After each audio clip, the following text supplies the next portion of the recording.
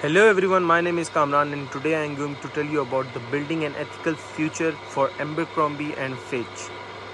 I would be the most suitable candidate to fulfill the position of Chief Ethical Officer in Abercrombie and Fitch due to my 10-year experience in managing human resources in the retail apparel industry as far as the management of ethics is concerned in all areas including recruitment process, supply chains and customer care. My employment is the competitive and diverse market of Pakistan has honed my judgment in achieving business expansions as well as my ethical responsibilities. My style of decision making is prudential and mixed between altruism, the greater good of the greatest number, and the duty of doing the right things even when it's not profitable. This provides benefiting, transparent, and value based decisions. I have focused on the promoting diversity, sustainability, and engaging the stakeholders, which is vital in rebuilding the reputation of A and F. And I would like to ensure the ethics is not matter of compliance and AF but an essential element of A&F moral branding and the ultimate trust and market leadership. In this slide, White Hot, The Rise and Fall of Abercrombie and Fitch, directed by the Alison Clayman, presents the century of old growth in the 1990s under the leadership of CEO Mike Jeffries, exploiting the hypersexualized, exclusionary, imaginary, dark stores, half-naked men, and signature clone.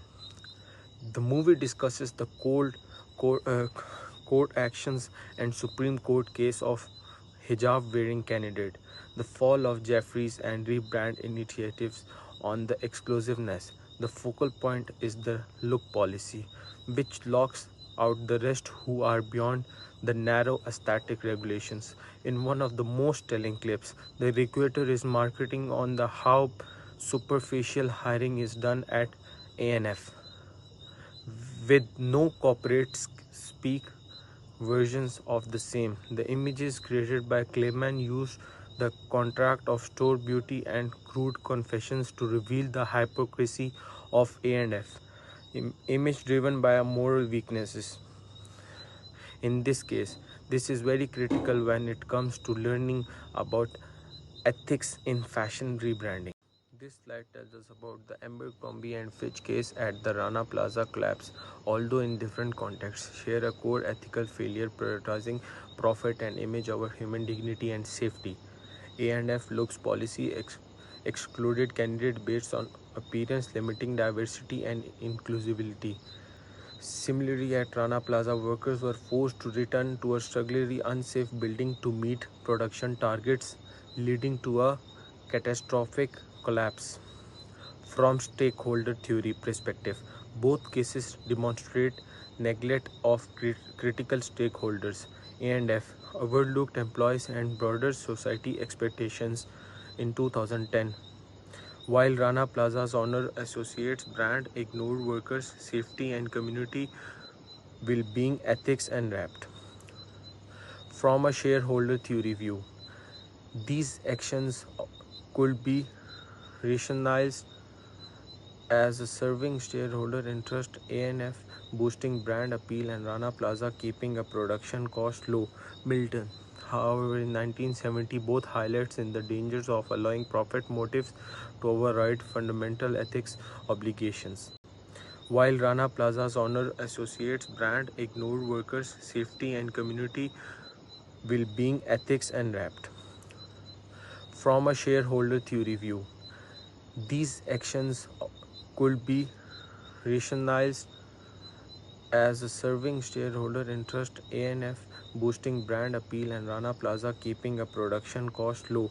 Milton, however, in 1970 both highlights in the dangers of allowing profit motives to override fundamental ethics obligations. However, A&F should not apply for B Corp certification once it's truly committed to deep and lasting sustainable changes. While the certification is also viewed as a mark of ethics and responsibilities, it has its limitation. Much of process can be itself reported, which means it does not always reflect the full reality of company's action. It is also costly and time consuming, which can lead to companies to make only minimal adjustment just to pass the requirements rather than driving genuine change. As the conversation points out, having the certification does not guarantee to sincere the attention to people, planet, and profit. In some cases, less reputable brands have gained the label, resulting in public backlash and reduced credibility for the certification as a whole. For A&F, still working to rebuild trust, the risk is significant. If certification is gained before real reforms are in place, it should be viewed as nothing more than marketing move. Instead, the badge should follow visible, meaningful improvements in operations, supply chains, workplace, culture, and governance. Only then will B Corp's status reflect genuine values and not serve as a cover for resolve issues. ANF has taken steps to make its marketing appear more exclusive and socially aware. It has diversified its models and expanded clothing sizes for greater body exclusivity and launched environmental initiatives such as editing supply chains, starting recommerce program, and setting clear emissions reduction targets. These actions align with modern corporate responsibilities. However, the true business ethics go beyond forward-looking initiatives. They also require addressing past wrongs. While A&F image has improved, it has never fully confronted or apologized for its documentary heritage. The gap between perception and reality leaves a lasting mark, as many still remember the controversies. To address this, I suggest two measures. First, create a program, perhaps called Stories of Reckoning, where former employees, customers, and exclusives share honest accounts of past mistakes, lessons learned, and changes made. This transparency shows the brand is learning, not hiding. Second, partner with the respected diversity advocates, body positivity leaders, and sustainability influencers. Joint campaigns with these voices would add credibility and prove A&F commitments are genuine, not marketing talk. By combining accountability for the past with authentic partnership now, A&F can move beyond superficial gestures and build the reputation rooted in honesty, conclusion, and sustainability, values that resonate with today's socially conscious consumers. Coming towards the end of this presentation, I would like to underline that the first Fran Horowitz resource I plan to use the Netflix documentary White Hot, The Rise of Fall and Abercrombie and Fitch. The film forums candid the eye-opening amount of companies the most controversial years featuring the first-hand perspective that the former employs long-time customers and outspoken critics.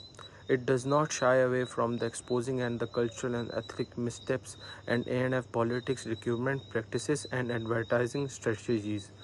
By highlighting these words, the documentary serves a valuable case study in what companies would avoid if they wish to build an exclusive and respectful brand image. It also offers lessons how to deeply engage the corporate culture and shape public perception, both positively and negatively. The second key resource in stakeholder theory, The State of the Art by Edward Freeman. The work outlines the principles and mechanism for balancing the needs and interests of multiple groups, customers and employees, suppliers, society, and stakeholders. For A&F, which is still on path towards regaining public trust, Freeman's model is highly relevant. It shifts for the focus from first quick cosmetic fixtures and aimed improving short-term brand image towards the sustainable long-term strategies that the driver values to all stakeholders. This means not the only addressing of needs of consumers but also ensures fair treatment of employees, ethical dealing with suppliers, positive contributions of society, and consistent value for the stakeholders. Together, these resources provide both transparent historical perspective and practical framework for the ethical leadership. The documentary ensures we learn from the mistakes of the past, while Freeman's stakeholder model offers a blueprint for the building a future grounded in the fairness, trust, and responsibility. Used in combination, they give a comprehensive guide for steering A&F towards meaningful, lasting change that credible in your eyes for all of its stakeholders. Thank you. Here is the reference list and where I've got the information from.